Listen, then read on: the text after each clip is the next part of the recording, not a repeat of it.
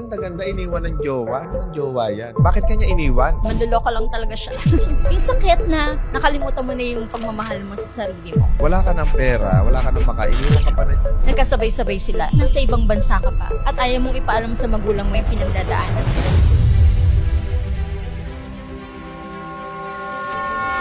Bakit ka natanggal sa trabaho? Hindi ako skilled daw for that position. Na-reject ka sa trabaho? Yes, and wala kang pera.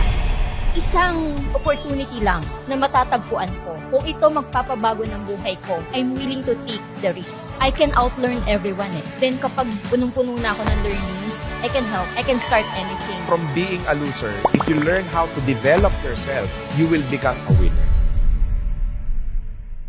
Alright, so good morning, good afternoon, and good evening mga boss. So nandito na naman tayo sa pinakabagong episode ng RDR Talks. At syempre, alam nyo naman na laging espesyal ang ibinabahagi namin dito sa RDR Talks dahil espesyal na kwento ng tagumpay ang RDR Talks. So ngayon, makakasama natin ang isang napaka-successful na babae. Siya po ang may-ari ng 22 branches ng Beauty and Wellness Clinic na nagngangalang Y10. Ayan ha, so abangan nyo yan mga boss ha. And ang kagandahan dyan, open na rin sila ngayon for franchising nationwide. So makakasama natin ngayon na napakaganda, napaka-sexy, at napaka-successful na CEO. Walang iba, kundi si Christina Nicole Ferrer. Welcome, boss! Hi, Boss RDR! I'm very honored to be here. Thank you so much for having me.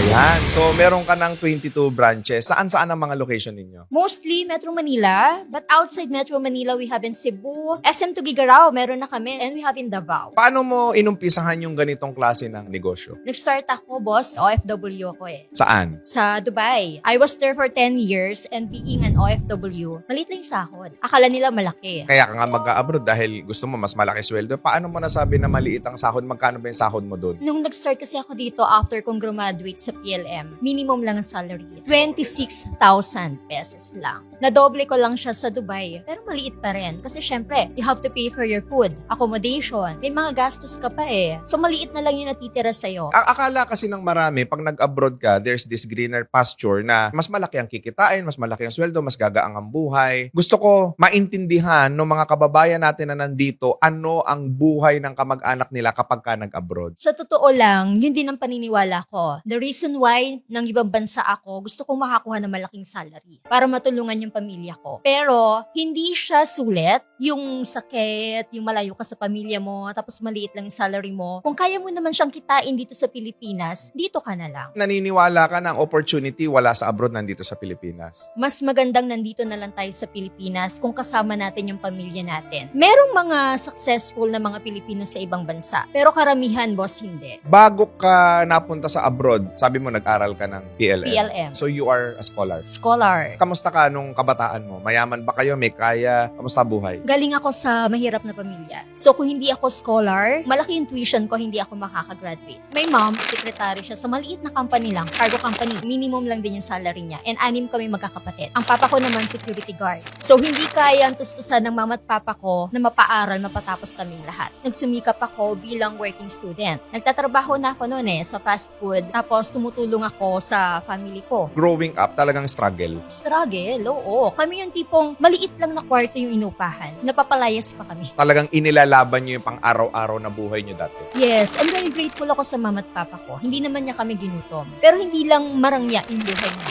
Ganun pa man, masaya ba yung naging kinalakhan mo? Hindi naman complicated? Masaya ang kinalakhan ko. Broken family kami. Pero grateful ako sa mga magulang ko. Napalaki kami ng maayos lahat. Hindi naman ko mahirap mga boss, malungkot na. Sometimes the simplest things in life can also make you happy. Yes, and less complicated. Grateful kayo kahit mahirap kayo. Ako grateful ako dahil nang galing kami sa walang-wala. I have nothing to lose. Kahit anong itry ko pwede. Maraming mga tao ngayon, lagi silang nandun sa tanong ng buhay nila, bakit ako ganito, miserable buhay ko, problemado ko. Paano magkaroon ng grateful mindset in spite of mahirap kayo sa buhay? Gagawin ko lahat para makabawi sa mama at papa ko. Nakafocus ka doon sa pupwedeng mangyari sa'yo instead na nakafocus ka doon sa sitwasyon mo ngayon. Yes, nakafocus ako sa ano pa ang kaya kong ibigay sa mga magulang ko. Bilang pagtanaw ng utang na loob kung paano nila kami pinalaki. Bakit mabait kang anak? Mabait mga magulang ko. Sabi mo kanina, broken family kayo. Yun yung something na hindi namin maiiwasan. Pero yung pagpapalaki sa amin ng mga magulang ko, hindi matatawaran ng pera. Hindi man kami marangya, pero hindi nila kami iniwanan. Bakit kayo naging broken family? Nagkaroon yung papa ko ng ibang pamilya. Pero bumalik siya sa amin, mama ko ng ayaw. Pero paano kayo napalaki ng maayos in spite na magkahiwalay ang magulang? Ang mama ko kasi, kahit wala kaming kasambahay, ginawa niya lahat para mapalaki kami, mabuhay kami. Ang papa ko rin, ang why nila is kami. Hindi na lang yung relationship nila eh. Yung mga anak na lang nila, kung bakit sila bumabangon araw-araw. Ang papa ko uwi yan kasi sa pier siya nagtatrabaho, guard siya. Uwi yan, maraming dalang saging para sa amin. Kasi yung mga bigay-bigay mga tip. Masaya na kami every time na uuwi siya, may dala siyang saging. Galing kami sa ganong kahirap na saging lang, masaya na kami. Lolo't lola ko, they supported us din. Kaya malaki din yung utang na loob namin sa mga lolo't lola namin. Marami kasing nanonood ngayon, nandun sila sa victim mentality that they blame the government, they blame their nanay nila, they blame their tatay nila, they are blaming mga kapatid nila kung bakit hindi sila makausad-usad o umasenso sa buhay. So gusto ko bigyan natin sila ng enlightenment. Ano ba dapat ang maging mentality mo kung ikaw ay nasa mahirap na kalagayan? Pag mahirap ka, gawin mo yung sitwasyon na yan, gamitin mo yan para umasenso ka. Mas maganda mag-start ng wala ka eh. Tulad nga ng sinabi ko, you have nothing to lose. Lahat pwede mong itry. Ako, hindi ako natatakot na itry lahat. Nag-networking ako, marami akong sideline, nag-OFW ako kasi alam ko, ang paniniwala ko, pag OFW ka, malaki kita mo, malaki mapapadala mo sa pamilya mo. Because ako talaga, breadwinner ako ng family. Ngayon na nasa ibang bansa ako, mahilig ako magbenta-benta sideline. Para nga kumita, makatulong pa sa pamilya. Sa isang opportunity lang na matatagpuan ko, kung ito magpapabago ng buhay ko, I'm willing to take the risk. Sa pagbebenta ng beauty products, doon ako naging successful, doon ako nagkaroon ng idea, and that one idea, tinake ko yun. Sabi ko, uwi ako ng Pilipinas. Dahil wala naman akong kinikita dito masyado eh. Miss na miss ko na rin yung family ko. They're my why bakit ako lumalaban. Magre-resign ako dito at gagawin ko lahat para maging successful para sa family ko, sa mama at papa ko. Umuwi ako ng Pilipinas, nag-start ako ng Nicole Gluta Lounge sa isang maliit na apartment ng Basilio Street. Kung mai-imagine mo, 2-story na apartment, kahoy, 25 square meters. Yung baba nun yung sala, ginawa ko siyang Gluta Spa. And sa second floor, doon kami natutulog. So ang mama at papa ko, bago makaakyat sa taas, kakaway muna sa mga customer yan, sa mga client, bago makaakyat. Pero sabi ko, lahat ng Pilipino gusto magpaputi. Sabi ko, nandito yung market. Try ko. Imagine, nag-hire ako ng isang staff lang nurse. Ako na sa admin, ako yung parking assistant, ako yung nagre-reply sa mga inquiries, ako magpo-post ng photo nila sa Facebook, ako na rin ang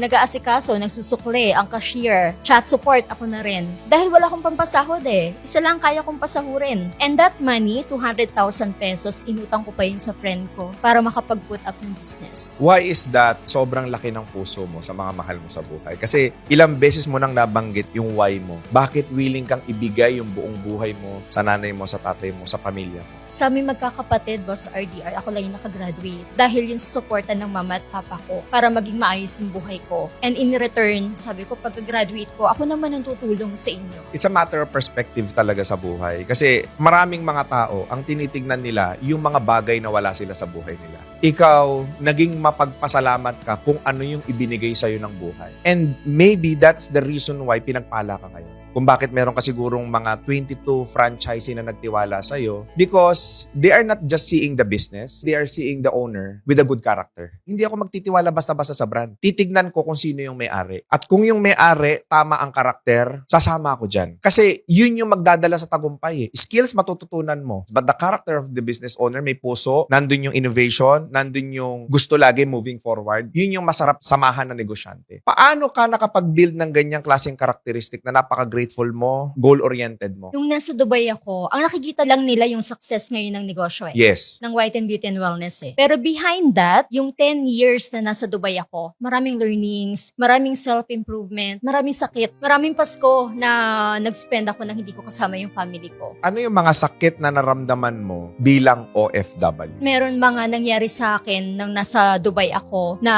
hindi ko masabi sa family ko dahil ayoko sila mag-alala. Natagal ako sa trabaho, yung tipo tipong yung ex-boyfriend ko, hopya na lang yung dinner namin for 1 week. Wala kaming pera. Alam ng mga magulang mo to. Hindi nila alam, ayoko na sila mag-alala eh. Pero hindi ako tumigil sa pagpapadala. Sabi ko, pag naitawid ko to ngayon, yung nararanasan ko ngayon, lahat kaya ko na. Bakit ka natanggal sa trabaho? Natanggal ako sa trabaho kasi pinilit ko maging secretary ng general manager. Wala ko experience, pero kailangan ko yung salary na yun para mapadala ko sa family at makaipon ako para makauwi na ng Pilipinas at makapagnegosyo. Tinanggal ako ng British ko na boss dahil hindi ako skilled daw for that position. And wala na akong mapupuntahan ibang position. How does it feel that alam mo magaling ka pero you are rejected? What doesn't kill me, make me stronger. Ang Hanggat galing mo. nabubuhay ako, gagawin ko lahat para maging successful. And one time, pag nagkita tayo, sasabihin mong, sa'yo pala yung posisyon, pasensya ka na, nagkamali kami. Yung nangyari na yun yung nagpatibay ng loob ko. Actually, Boss RDR, marami pa eh. Gigising ka, umiiyak, tutulog ka, umiiyak. Bakit? Ayun yung iniwan ako ng ex-boyfriend ko eh. Yun na yung Ang ganda mo, iniwang ka. Yeah. Devastating heartbreak na naranasan ko so Sige, far bakit sa kanya buhay iniwan? ko. Manluloko lang talaga siya.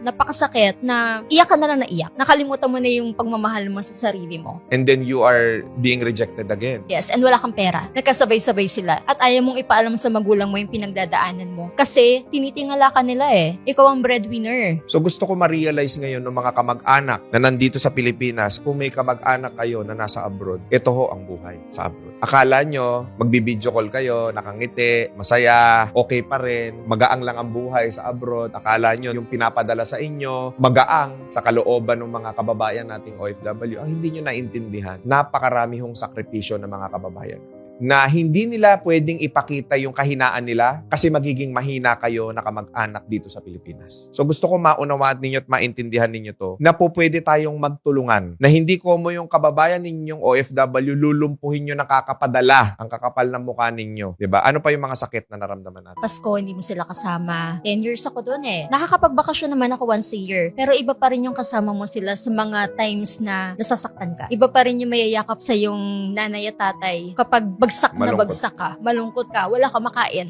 Walang makain? Mabot ako sa ganon. Wala ka ng pera, wala ka ng makain, iniwan ka pa na, kaganda-ganda, iniwan ng jowa. Ano man jowa yan, di ba? Tapos, wala ka pang trabaho. Wala ka pang trabaho at nasa ibang bansa ka pa. Kung hindi ka warrior, hindi ka mabubuhay. No? Hindi ka mabubuhay. Pero I took those challenges para magtagumpay sa buhay. Paano mo binangon ang sarili mo? May reason bakit ito nangyayari. And gagamitin ko tong pangyayari na to para maging successful. Uwi ako ng Pilipinas, nilakas ang kulog ko. And Boss RDR, doon ako nag-start na i-improve yung sarili ko. Bumili ako ng mga books, personal development. Bumili ako ng mga audiobooks. Nag-aral talaga ako paano ko may improve yung sarili ko. Kasi sabi ko, yung boss ko na nag-terminate sa akin, one day magkikita tayo. Mas successful ako sa'yo. Yung ex ko, pag nagkita tayo, huyo ka na sa akin. Wow! Yeah. Hindi ko na mararanasan yung nararanasan ko ngayon. Hindi ko nahahayaan yung sarili ko na lugmok sa kahirapan, malayo sa pamilya at nasa ibang bansa. Paano ka nagkakaroon ng kumpiyansa na magiging successful ka pa rin? Saan nanggagaling yung kaisipan na yun? Eh, loser ka nga. I can outlearn everyone eh. Mahilig ako mag-aral. Tutulungan ko yung sarili ko. Pagagalingin ko muna yung sarili ko. Ibibigay ko muna lahat sa sarili ko. Then kapag umaapaw na ako, ng buong-buo na ako, punong-puno na ako ng learnings, punong-puno ako ng ideas, I can help. I can start anything. So, ibig sabihin, from being a loser, if you learn how to develop yourself, you will become eventually a winner. Yes. Kailangan mo munang ibigay muna sa sarili mo. Improve mo Self-love. muna yung sarili mo. Self-love, self-development, self-improvement. Hindi ba pagiging makasarili yan? Pagiging makasarili, oo. Pero how can you help others kung sarili mo nga hindi mo matulungan? Ikaw nga lugmok eh. Paano ka mag-aahon ng ibang tao? So, paano yung conversation between you and your family? Ang alam nila is may pera ko. Akala nila may ipon ako at yun yung pangnenegosyo ko. Tapos, Nangutang ako sa kaibigan ko. Monthly ko yung binabayaran yung interest. Uwi ako ng Pilipinas. sino yung inutangan? Tago na lang natin sa pangalang Ping na dati kong katrabaho. Sa palagay mo, bakit halos lahat ng tao tinanggihan ka pero si Ping pinagtiwalaan? Alam nila na credible ako eh. Alam nila yung side hustle ko. Nagtatrabaho ko, may mga sideline ako. Masipag ako. At alam nila na mabuti akong tao. Kung nakikinig ngayon si Ping, ano ang gusto mong sabihin sa akin? Nako, Ate Ping, alam mo ba na yung binigay mo sa akin 200,000 made me where I am now and who I am now. And lahat ito, isa rin ikaw sa mga taong tumulong sa akin at maraming salamat sa pagtitiwala mo.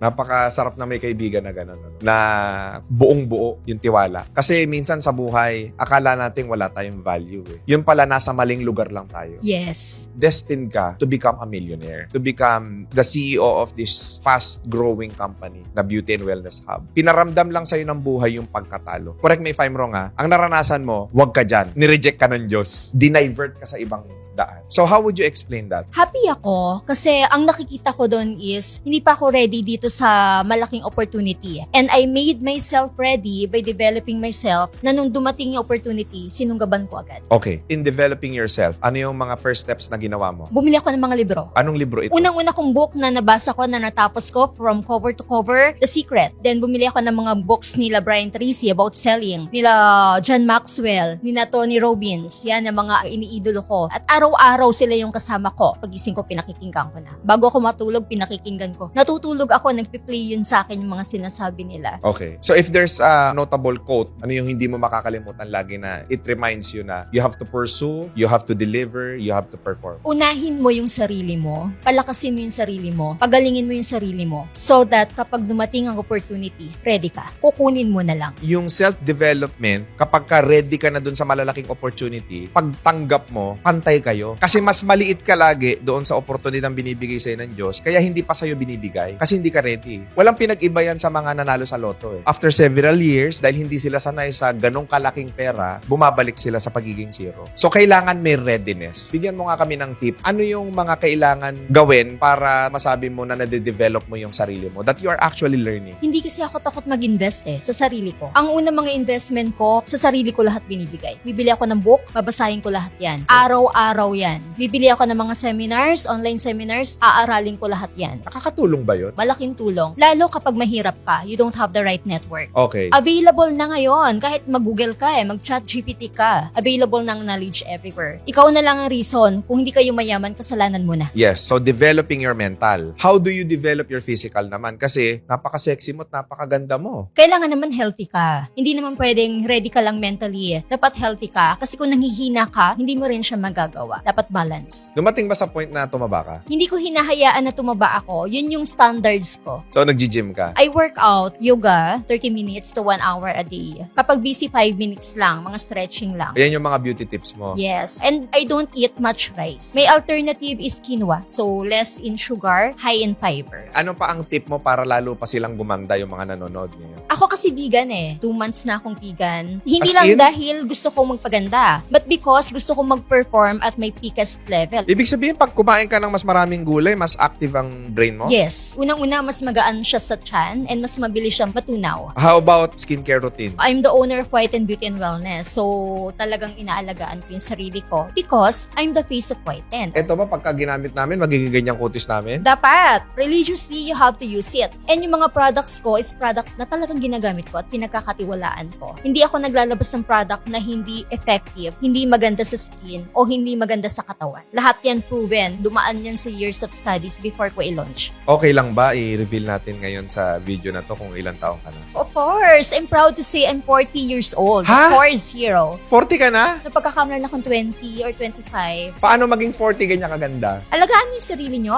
Dapat masaya kayo. Tsaka dapat successful kayo. Dapat successful. Oo, dapat may Financial. pera ka. Kung mahirap magpaganda pag wala kang pera. Correct. Diba? Mahirap Mahirap magpaganda pag wala kang pag wala pera. kang pera. Minsan budget na lang yan. Pag hanggang ngayon pangit ka pa, nako, kasalanan mo na yon. Gaano ka-importante kay Nicole ang pagkakaroon ngayon ng marami ng pera? Na dati, isang hopya, pinagkakasya. Ano ang naibigay sa'yo ng pagkakaroon ngayon ng maraming pera? It's not about kung magkano yung nasa bangko Yung freedom na nabibigay niya na ngayon hindi ko na kailangang malayo sa family ko para lang kumita ng pera. Lahat nakasalalay lahat sa pera before Ngayon hindi. Mas marami ako natutulungan. Mas malaki na yung why ko before family lang. Ngayon may employees. Bakit araw-araw kailangan ko alagaan yung sarili ko? So that kapag overflowing na yung love ko sa sarili ko, I can give sa mga tao sa paligid ko nang hindi ko pakiramdam na kinuhanan ako. For you to become selfless, you have to be selfish. Hindi ka makakatulong sa ibang tao kung yung sarili mo nga hindi mo matulungan. Ano ang mas malaki? Yung napapadala mo dati o yung naipoprovide mo sa kanila ngayon dahil negosyante ka na? Mas malaki na ipoprovide ko ngayon. Times 100x yan. Unang-una yung time. I have the time na ma-spend ko sa kanila, makasama sila, mayakap sa kanila. Ng personal, masabi kong, Ma, I love you. Pa, I love you. Iba yun eh. Hindi siya masusuklian ng pera. And yung matreat mo sila sa labas, makain tayo. Yung mga times na habang nabubuhay sila, kaya mong ibigay yung love. Sarap. Masarap. At mabigyan mo sila ng pera. Gustong-gusto ng mga magulang yan. And I'm very grateful kasi ngayon I can do that. Dahil nga sa business ko. Ano naman ang feedback sa'yo ng mga new business partners mo ngayon? They're very happy. Actually, Boss RDR, 90% ng mga franchisee ko, mga dating client. Alam mo kung bakit? They love my story. Marami natutulungang staff, tumutulong sa pamilya, mabuting tao, and they love the products. Gusto nila yung mga services, very effective. And alam nila, tiwala sila sa akin. Kasi sila yung nagbigay sa akin ng idea na, Ma'am, hindi ka pa ba magpapa-franchise? Kasi gustong-gusto namin yung story ng company mo, yung story mo, at ikaw yung gusto namin business partner. How does it feel na nakaka-receive ka ng ganong klaseng support coming from different people? I'm very happy, very overwhelming. Kasi walang marketing doon, walang talaga kaming sales, wala kaming magic na ginagawa. Pero lumalaki yung company. Kung makakaharap mo ngayon yung boss mo na nag-reject sa'yo, ano ang sasabihin mo sa kanya? Thank you at nireject mo ako. Kasi kung hindi mo ako nireject, baka hanggang ngayon nagtatrabaho pa ako sa'yo. Baka hanggang ngayon, malayo ko sa pamilya ko. Baka hanggang ngayon, wala akong team na natutulungan. Marami nang umaasa sa akin ngayon and I'm very happy and proud. Thank you, tinanggal mo ako sa trabaho. Ano ang masasabi mo dun sa ex mo na iniwan ka? Nung panahon, nahirap ka at kailangan mo ng tulong. Nilayasan ka. Thank you na lang. Hindi na huyo eh. Thank you sa lahat. Kasi if not because of him, wala din ako kung nasan ako ngayon. At ano ang masasabi mo doon sa nagugutom, doon sa may isang hopya na Nicole? Nicole, buti lumaban ka. Marami ka ng taong natutulungan ngayon. Proud na proud sa yung mga magulang mo. You inspired a lot of people. You're inspiring women and you are inspiring OFWs na gusto na rin makauwi ng Pilipinas at magnegosyo na lang. I'm proud of you. Babalikan mo yung nangyari noon at sasabihin mong salamat. Napagdaanan ko yun at never na akong babalik dyan. Ang galing. It inspires me. And it reminds me na kailangan kong ituloy itong mga ganitong ginagawa ko. Kasi sa lahat ng nanonood, gusto natin ma-inspire sila. Thank you so much for that. What are the opportunities that you are now offering sa mga OFW at sa mga business owners? If you're into beauty and wellness, pwede kayo mag-franchise ng Whiten Beauty and Wellness. If you're into distributorship naman, pwede rin kayong maging reseller Ang or mga distributors ng mga products namin, which are very effective. Magkano ang franchise ng Whiten na beauty clinic at ano ang mga services na ino-offer nito? If you want to franchise Whiten Beauty and Wellness, 2.5 million lang siya. Pero complete na, meron ng aesthetic services, may Glutadrip na siya, meron mga slimming, whitening machines na Kompleto rin. na lahat. Kompleto na lahat. Meron ng furnitures, meron ng chandelier. Mag-open ka na lang. Right, ang tawag dyan turnkey na o may Yes. renovation pa. Yun na lang ang kailangan. Yung mga machine na Renovation yun, di ba lang. million din ang halaga? Mahal yung mga machines, yes. Okay, so ano yung pinakasikat na services ng Whiten? Nakilala si Whiten Beauty and Wellness Corporation dahil sa mga beauty drip namin. Ang mga nag-a-administer niyan, mga nurses. Mga nurses. So, pagka nag-open ako ng branch, may de-deploy ka doon na nurse. Kami na mag-hire. Kami Oh. na rin na magtitrain ng mga nurses. So mag-open ka na lang, magpaparenovate ka na lang. Even the design, sa amin na rin manggagaling. O, ang gaganda ng mga clinic nyo, ha? Thank you Nakita so ko. much. Yes, magaganda yung mga clinic. Very Whiten. Nicole. Ano yung mga area na priority nyo ngayong buksan? Right now, naghahanap kami ng location sa BGC, Timog, SM Davao, SM Batangas. Mostly SM na yung gusto namin buksan eh. Kasi SM Tugigaraw namin, doing really well. Ang ganda ng sales talaga nila. Paano kanila i-reach out? Pwede kayong dumiretso sa Whiten Beauty and Wellness PH, Whiten PH, and NWhite online shop. For the franchise naman ng Whiten, saan kanila hanapin? You may message Whiten PH or email kayo sa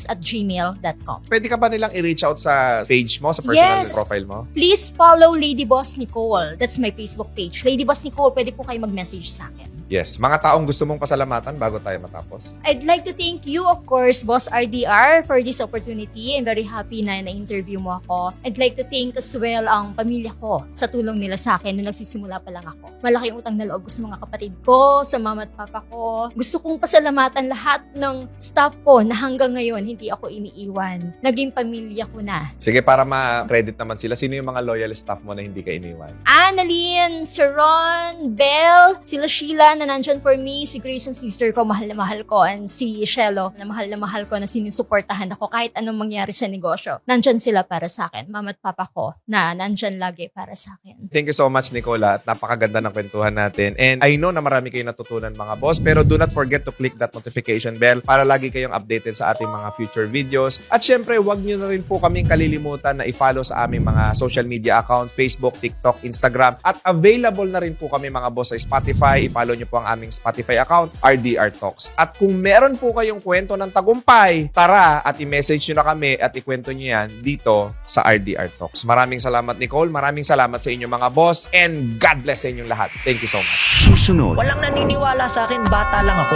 How is it in the realm of possibility na magiging posible sa akin yung magkabahay, magka-swimming pool, magkaroon ng mga tinatangkilik sa buhay? Tinitignan mo kasi yung realidad mo, kaya walang pagbabagong. Paano yung reality maging possibility? Yung reality ang humahad lang sa possibility. We need to have a certain level of craziness in us. Kaliit-liit mo taba ng utak mo, no? Talagang may sayad ka, no? Bakit at the age of 19 magtatrabaho ka? Start working young. This would train you. That way you can understand what life is really about. Since I was young, that's a justification for me. Galing mag-isip. So ang tanong doon is about why will they believe Biggs Flores, a 19-year-old? God will always respond with an opportunity, not with an answer. And ask, and you shall receive. Yeah, because at a time when everything seems impossible, somebody make this possible.